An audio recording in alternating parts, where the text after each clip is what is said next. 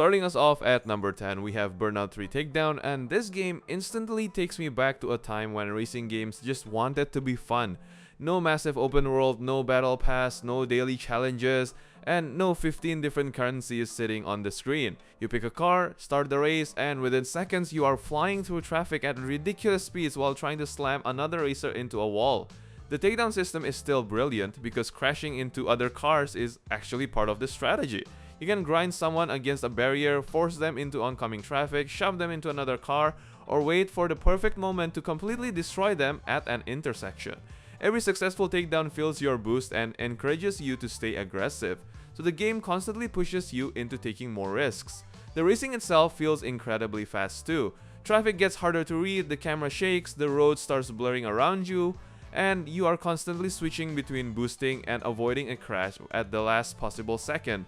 Road Rage is still one of my favorite modes because it basically removes any pretense of traditional racing and tells you to destroy as many opponents as possible before your own car falls apart. Crash mode is even more ridiculous. You launch your car into busy traffic and try to create the biggest pileup you can, which somehow turns crashing into its own little puzzle. I spent way too much time replaying those events just trying to squeeze a few more destroyed cars out of one run. That is what I miss about Burnout. Everything is immediate. Modern racing games obviously have better graphics, huge car lists, massive maps, and much deeper simulation, but Burnout 3 understands that arcade racing should feel exciting from the second the countdown ends. I can still load this game today and immediately remember why I loved this genre growing up. Sometimes I do not want realistic tire temperatures or suspension tuning. I want to hit the boost, send somebody into a truck, hear that takedown sound, and feel like a kid again. Up next at number 9 is Prince of Persia: The Sands of Time, and this game makes me miss the smaller, tightly designed adventure games from the PS2 era. The main mechanic is simple. You can rewind time, mess up a jump, rewind it, get hit, rewind it, completely screw up a platforming section, rewind a few seconds and try again. What makes it work so well is that the entire game is designed around that mechanic instead of treating it like some gimmick. The platforming constantly has you wall running, jumping between pillars, swinging from poles, climbing ledges, balancing across beams, and chaining all of those movements together. There's a really nice rhythm once you understand how the prince moves, and the levels are built almost like giant obstacle courses rather than huge open environments. The rewind mechanic also allows the platforming to be a little more demanding without becoming annoying, because one bad jump does not immediately mean replaying the last 5 minutes. Combat is simpler than the platforming, but it still has some fun ideas. You dodge around enemies, vault over them, use the environment, and eventually use the Dagger of Time to finish enemies properly. Managing the sand tanks also adds a little pressure because the same resource used to rewind mistakes can be useful during combat. I also love how focused the whole adventure feels. The prince and Farah argue, joke around, and slowly begin trusting each other, which gives the journey actual personality instead of just sending you through another giant palace alone. There are puzzles, traps, combat encounters, and platforming sections, but the game rarely stays on one thing long enough to become tiring. It also does not need a gigantic skill tree, crafting system, hundreds of collectibles, or 70 side quests. It has one strong mechanic, builds an adventure around it, and finishes before the whole idea starts getting old. Going back to Sands of Time reminds me how much I miss games that were confident enough to stay focused. I would still take a memorable 10-hour adventure like this over an 80-hour game where half my time is spent clearing icons from a map. Coming in at number 8, we have Dragon Quest VIII. And this is one of those games that instantly reminds me why I fell in love with JRPGs in the first place. The combat is traditional turn-based Dragon Quest. You select attacks, use abilities, cast spells, heal your party, manage MP, and slowly build everyone into stronger characters. It sounds simple, and it is, but everything is polished so well that it never feels like the game needs another 20 systems layered on top. Each character also has their own weapon types and skill trees, so there is still enough freedom in how you build a party. The hero can focus on swords, spears, or courage, Yengus can become an absolute monster with axes, Jessica has her magic and different weapon options, and Angelo handles a lot of support while still being useful offensively. Boss fights eventually force you to pay more attention to buffs, healing, status effects, and turn order instead of simply attacking every round. The real reason Dragon Quest VIII stays with me though is the journey itself. Leaving a town, walking across those huge green fields, hearing the music start, fighting monsters along the road, finding treasure somewhere off the path, and eventually seeing the next town in the distance still gives me that childhood RPG feeling. The world felt massive back then because I never knew what I was going to find. You could wander off the road, discover a chest, run into a stronger monster, or simply find another little area that made the trip feel worthwhile. The party makes everything better too. Yangus is still impossible not to like, Jessica has a strong personality, Angelo is an arrogant bastard half the time, and together they feel like actual traveling companions. That matters a lot to me in JRPGs because I usually remember the characters, towns, music, and small moments more than the complicated systems. The Akira Toriyama art direction has aged beautifully too. Modern RPGs can give me gigantic worlds, ray tracing, massive skill trees, and insane production values, but Dragon Quest VIII reminds me that a good adventure does not need to drown me in mechanics. Taking the number 7 spot is Devil May Cry 3 Special Edition, and this game still has better combat than a surprising number of modern action games. Dante has multiple melee weapons, different guns, fighting styles, launchers, aerial attacks, cancels, weapon switching, defensive abilities, and enough mechanical depth that you can play the game several times and still find new ways to fight. Rebellion gives you the classic sword moves, Cerberus is fast and great for keeping enemies under pressure, Agni and Rudra hit differently again, and then you have weapons like Beowulf that completely change the rhythm of your combos. The style system adds another layer on top of that. Trickster gives you extra mobility, Swordmaster expands your melee options, Gunslinger gives firearms more utility, and Royal Guard becomes ridiculous once you actually understand the timing. The game does not expect you to master everything immediately, but it definitely starts punishing lazy play later on. Early encounters let you mash buttons and get away with it, then tougher enemies start forcing you to pay attention to positioning, dodging, crowd control, and which weapon works best in a particular situation. The style ranking system makes that even better because winning is only part of the challenge. The game rewards variety, so constantly repeating the same attack gets boring both for you and for the score sitting on the side of the screen judging your ass. The bosses are where all of this really comes together. Virgil is still one of my favorite rival fights because the battle feels clean and direct. He is fast, aggressive, and dangerous, but everything he does can be learned. Getting destroyed, understanding one more part of his moveset, and finally beating him feels incredibly satisfying because the improvement comes from actually getting better at the game. That is what I still love about DMC3. Dante becomes stronger as you unlock more moves, but you also become stronger as a player.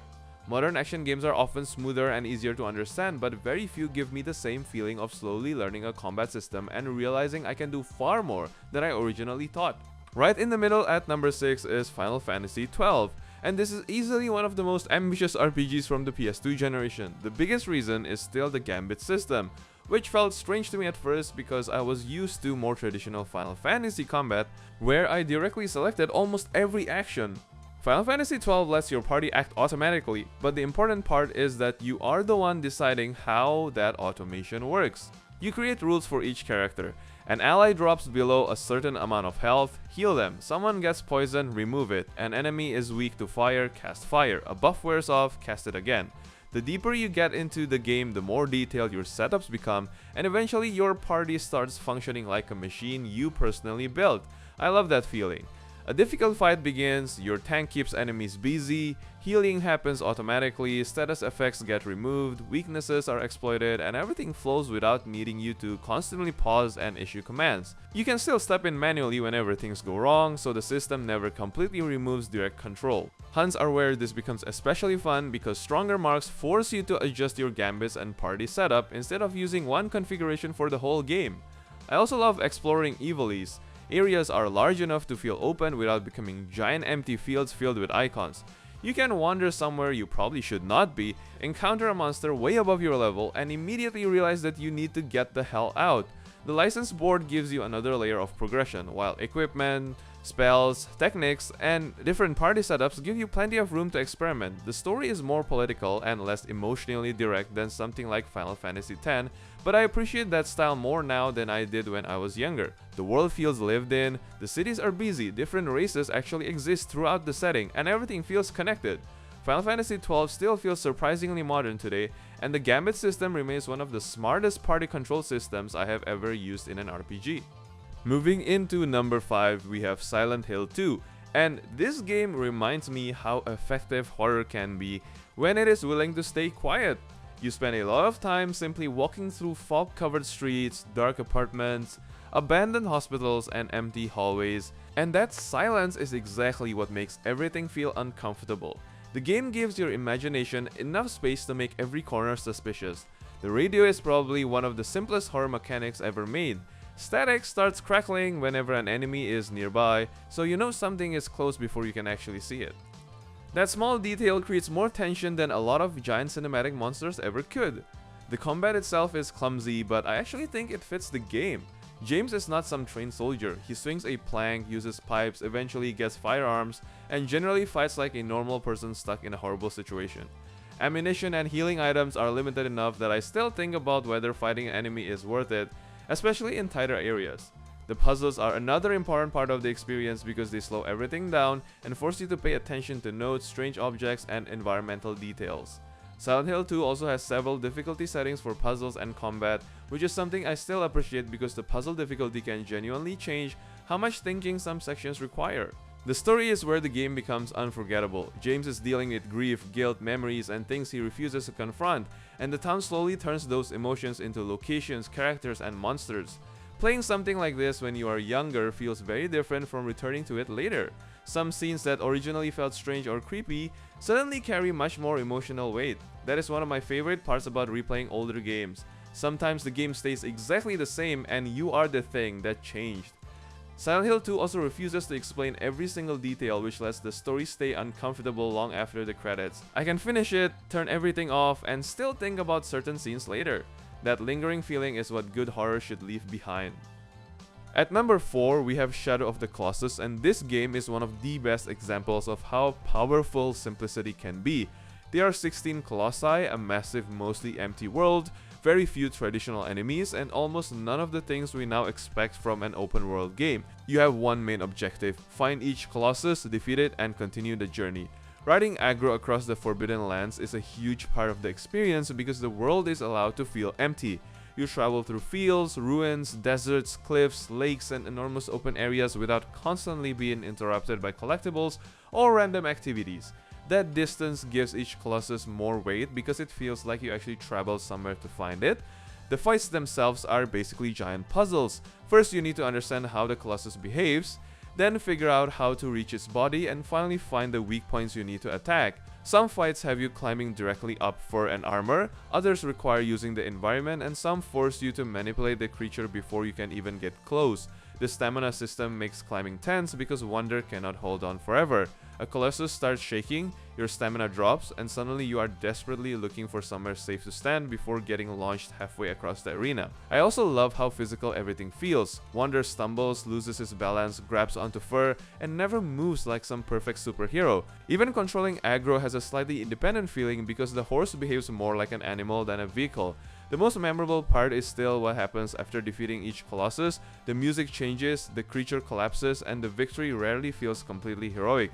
That sadness slowly builds across the entire journey. Shadow of the Colossus does not need hundreds of side quests to make its world memorable. It uses scale, silence, music, and the colossi themselves. Modern open worlds are often terrified of leaving empty space, but this game understands that sometimes the quiet journey toward the next big moment is exactly what makes that moment special. Now at number 3, we have Resident Evil 4. And this is still one of the best paced action games I have ever played. The village opening throws you straight into chaos while you are still learning how Leon controls. Enemies surround the house, windows break, ladders appear, and a chainsaw starts getting dangerously close to your neck. The combat feels simple at first, but there's a lot going on underneath it. Where you shoot enemies matters. A headshot can stagger them and open up a melee attack, shooting a leg can drop them to the ground. You can kick groups of enemies away, use grenades to control crowds, shoot weapons out of hands, and even use the environment to create space. Because Leon cannot move while aiming in the original version, positioning becomes incredibly important. You need to decide when to stand your ground, when to back away, and when it is smarter to simply run past something. Ammunition also matters enough that wasting an entire magazine on one basic enemy can come back to hurt you later. The weapon upgrade system gives you another reason to think about what you carry, while the merchant lets you improve firepower, reload speed, capacity, and firing speed. Then there is the attaché case, which somehow makes inventory management genuinely fun. Rearranging guns, herbs, grenades, ammo, and healing items becomes this little puzzle between fights. The pacing is what really makes the whole game work though. You move from the village into the castle, then into completely different areas, constantly meeting new enemies and dealing with new situations. You defend buildings, protect Ashley, solve puzzles, fight bosses, ride minecarts, deal with regenerators, and somehow the game keeps moving before any one idea becomes boring. It also has this strange charm that I associate heavily with the PS2 era. Leon says ridiculous shit with complete confidence, villains act like cartoon lunatics, and one minute the game is creepy while the next minute you are suplexing somebody. Resident Evil 4 fully commits to being entertaining, and that confidence is a huge reason I can still replay it today without getting bored. Coming in at number 2 is Metal Gear Solid 3 Snake Eater, and this game feels like it came from an era where developers were obsessed with adding little interactions simply because somebody might discover them. The stealth system has way more going on than simply hiding behind a wall. Camouflage matters, so different uniforms and face paints change how visible Snake is depending on the environment. Staying low in tall grass can make you incredibly difficult to spot, while wearing the wrong camouflage can immediately make sneaking much harder. Stamina also affects Snake constantly. Low stamina can make his aim worse and even cause his stomach to growl, which enemies can hear. Food restores stamina, but food can spoil over time, and rotten food can even be used against enemies. The injury system adds even more detail. Getting shot, burned, poisoned, or breaking a bone requires different treatment, so survival becomes part of the gameplay without completely taking over the experience. The amount of freedom is what really makes it special. You can sneak through an area without touching anyone, knock guards unconscious, interrogate them, distract them with food, destroy supply buildings, or completely screw everything up and turn the whole section into chaos. The game usually reacts in some way. The boss fights take that creativity even further. The end is still one of my favorite sniper battles because the entire area becomes the arena. You track him through footprints, sound, movement, and little environmental clues while he does the same thing to you. Other bosses use stamina, camouflage, or completely different mechanics, so they rarely feel like basic health bars. Underneath all of that mechanical weirdness is one of the strongest stories in Metal Gear. Snake's relationship with the boss gives the whole game an emotional center, and the ending hits much harder when replaying it later in life. When I was younger, Metal Gear was mostly stealth, cool soldiers, explosions, and Kojima being completely insane. Going back now makes the themes around loyalty, manipulation, politics, and sacrifice stand out much more. Very few stealth games give me this many tools and then trust me to figure out how I want to use them. And obviously, sitting at number 1 for me is Kingdom Hearts 2 Final Mix. Nostalgia absolutely plays a part here, and I am not going to pretend otherwise. Hearing the music, seeing Twilight Town again, running through those Disney worlds, and eventually getting Sora back instantly brings me to a very specific period of playing JRPGs when everything felt bigger and more mysterious. But nostalgia is not the main reason this is number 1. The combat is still fucking incredible. On the surface, KH2 looks simple. You press attack, Sora launches himself across the battlefield, enemies explode into particles, Donald gets knocked unconscious somewhere again, and everything looks flashy as hell. The deeper combat starts showing itself on critical mode, and especially against the harder Final Mix bosses. Sora has ground combos, air combos, guard, reflect, several different magic spells, summons, limits, drive forms, reaction commands, keyblade abilities, movement skills, combo modifiers, finishers, and a ridiculous amount of ways to combine everything. Magic also has way more utility than simply dealing damage. Fire surrounds Sora and works well up close, Blizzard gives you a ranged option, Thunder hits from above, Magnet pulls enemies together, and Reflect is one of the best defensive tools in the entire game. Drive forms completely change how Sora plays too. Wisdom form focuses more on magic and movement, Master form is great in the air, Limit form brings back classic Kingdom Hearts abilities, and Final form makes Sora feel completely ridiculous with 2 floating keyblades attacking alongside him. The movement progression is another part I love. High jump, quick run, aerial dodge, and glide slowly make Sora faster and more mobile until simply traveling through areas becomes fun. Then the Final Mix content pushes the combat system even further. The Data Organization fights Cavern of Remembrance and Lingering Will demand actual knowledge of patterns, openings, guard timing, reflect timing, and when to stop attacking before greed gets you killed. That is where KH2 stops looking like a game where you just mash attack and starts showing how deep it really is. The nostalgia still matters though. Twilight Town feels like more than a level to me now. The music, menus, sound effects, and even little parts of the UI instantly bring back memories of sitting in front of a PS2 with way too much free time. Kingdom Hearts 2 is not perfect, some worlds are weaker, Atlantica still exists, and the story becomes completely insane. None of that changes how much I love playing it. Modern action RPGs can have better graphics, bigger worlds, and much more complicated progression systems, but very few still feel this good simply moving around and fighting enemies. Kingdom Hearts 2 Final Mix felt amazing when I was younger, it still feels amazing now, and that is why it stays at number 1 for me.